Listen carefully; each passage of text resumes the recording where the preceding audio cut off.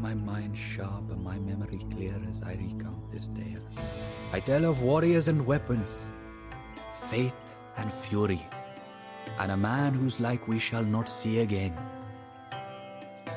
Devapala, son of Dharmapala, the greatest ruler of the Pala dynasty.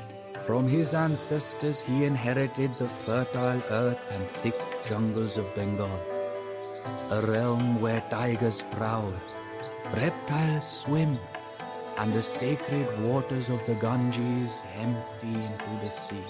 This is the land of the Mahayana, the great vehicle of Buddhist teachings, a creed that guides us towards nirvana, an enlightened escape from the endless cycle of birth and rebirth. Some call the life of a monk difficult, but they know nothing of that of an emperor. We monks must only care for the spiritual welfare of our people. An emperor, however, taints himself daily with their material concerns, miring himself in dissatisfaction. Dissatisfaction is an inherent aspect of our material existence. That is the first noble truth.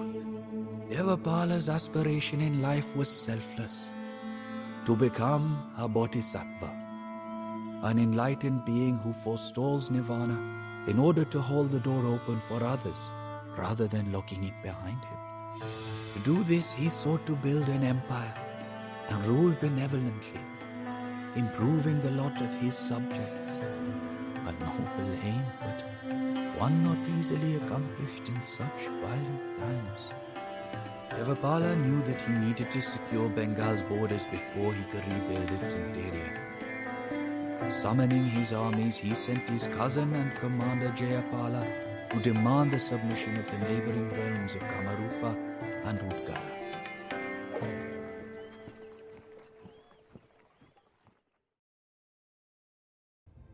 While Kamarupa submitted almost instantly, Utkala fought hard. As the bodies of the slain piled up, Devapala began for a moment to doubt the virtue of his cause. Yet as the months passed and the wounds of the realm healed, these doubts slowly vanished. His heart bloomed as he observed the prosperity of his land and the contentment of his people. We are what we think, and what we think we become.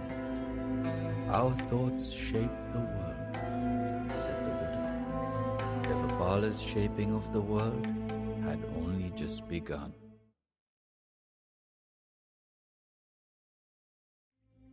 An idea developed and acted on is better than an idea that merely exists as an idea, said the Buddha. Devapala's successes in Kamarupa and Utkala filled him with increasingly ambitious ideas. The first he acted on was his desire to control the sacred city of Kanauj, a place that rulers and empires had coveted for centuries. To hold its central temple would be the ultimate stamp of legitimacy. Desire is the source of dissatisfaction and is inextricable from it. That is the second truth. Devapala was not alone in his ambition, however. Two other great powers, the Pratiharas of the west and the Rashtrakutas of the south, rivals of the palace for generations, also lay claim to the glorious city. Formidable figures led the enemy armies. The young Pratihara king Mihira Bhoja had just subdued his neighbors and bolstered his cavalry with a new breed of horses, the swiftest to be found in all of India. Amagvasha, pride of the Rashtrakutas, oozed confidence after crushing a series of rebellions with a deadly force of infantry and elephants. All family friends indeed, as Utkala had so eloquently put it.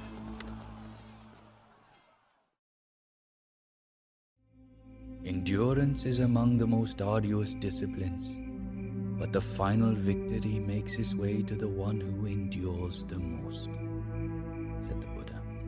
So it was with the Palas, who often won battles not with tactics, but with an uncanny ability to outlast their rivals. Devapala's orders were clear. Kanauj was not to be damaged. The man who would be a bodhisattva would not see this holy site defiled by the evils of war. Battles raged outside of the city for days, until the Pratihara and Rashtrakuta armies finally sounded the signal to retreat. Following his victory, Devapala invited into his entourage a Brahmin, the priest who had first welcomed him into Kanauj. That man was I, humble Viradeva, who would soon grow closer to the emperor than anyone.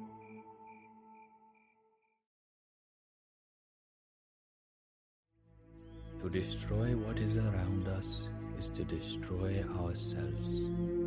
To cheat another is to cheat ourselves, said the Buddha.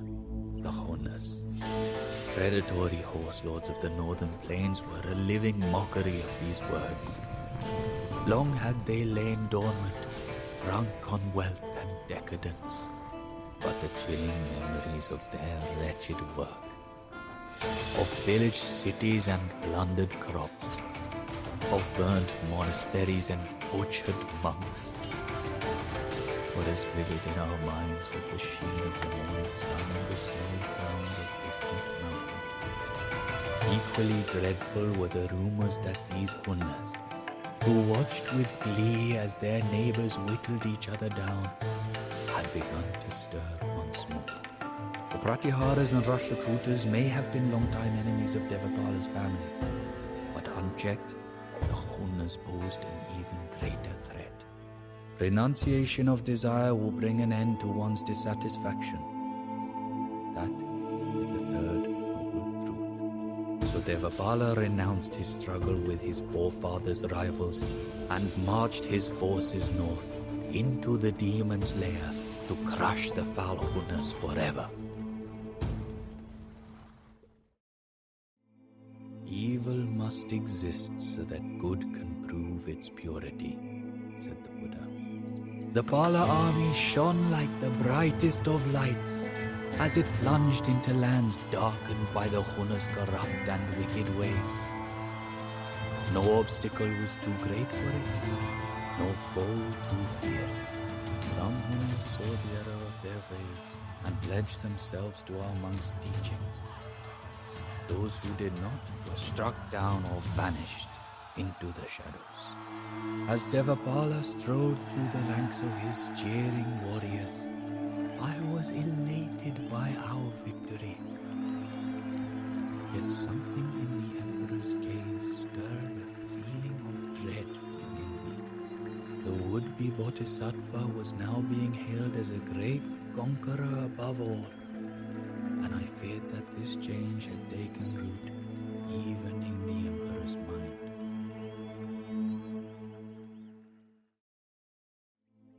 It is in one's own mind, not their enemy or foe, that lures them to evil ways, said the Buddha. As I feared, our Emperor had indeed changed. The seed of self-righteousness, planted long ago and nurtured by uninterrupted success, had begun to bear fruit. In Devapala's mind, the ends now justified the means, no matter how terrible or costly. And so he ordered a campaign to the south to subjugate the Pandyas, a proud people who were former allies and trading partners of his, and bring them the teachings of the Buddha. When word of this reached me, I burst into my Emperor's chambers, begging him to reconsider.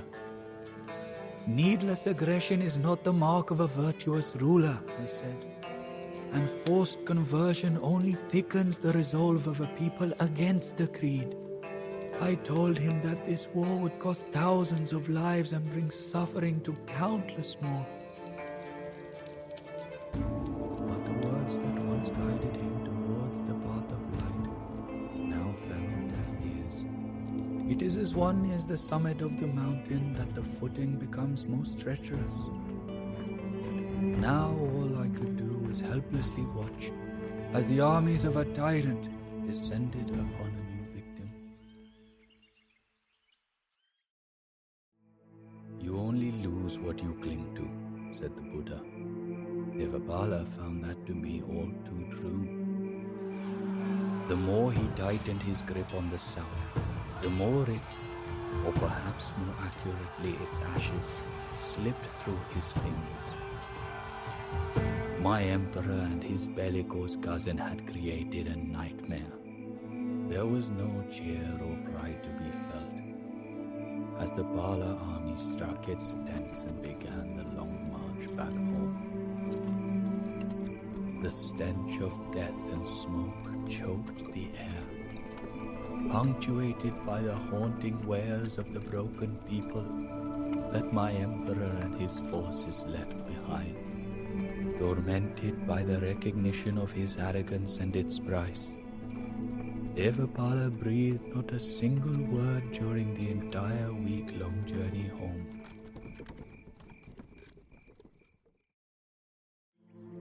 Just as a snake sheds its skin, we must shed our past time and time again, said the Buddha.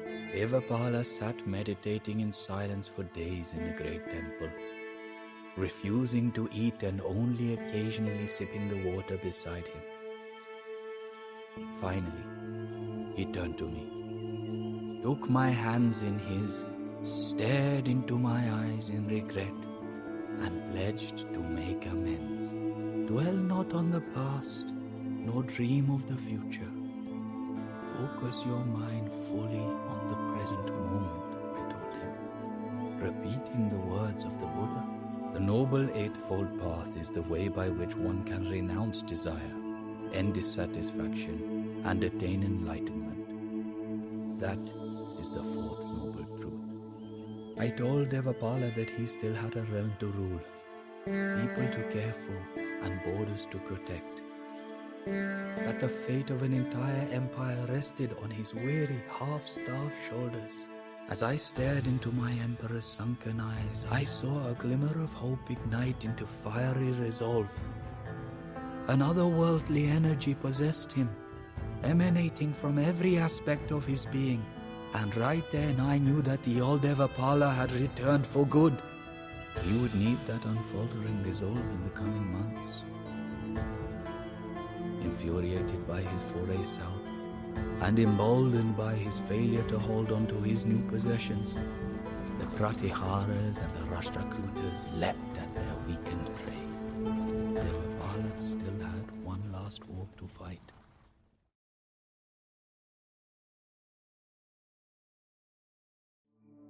It is better to travel well than to arrive, said the Buddha. My emperor and I pondered these words as we gazed across the city from the palace tower. It was curiously soothing to observe from above, as the monks returned to their temples, the scholars exited the university, and the bustling townsfolk rushed home for the evening. With our former rivals gone and an agreement reached, all of these people could now look forward to peace for the foreseeable future. It was a heartwarming thought, to none more so than my emperor. Perhaps we may never arrive, he mused, watching the glow of the sun fade into a rich muted orange as it sank towards the horizon. But with you by my side, I am sure to always travel well.